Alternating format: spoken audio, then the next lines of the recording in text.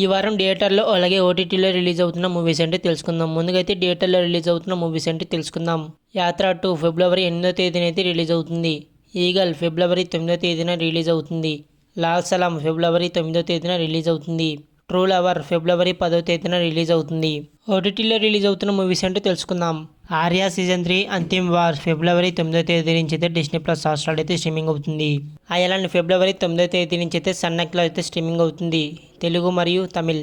కిచిడి 2 ఫిబ్రవరి 9వ తేదీ నుంచి అయితే జీ5 అయితే స్ట్రీమింగ్ అవుతుంది, హిందీ. భక్షక్ ఫిబ్రవరి 9వ తేదీ నుంచి అయితే నెట్ఫ్లిక్స్ అయితే స్ట్రీమింగ్ అవుతుంది, హిందీ.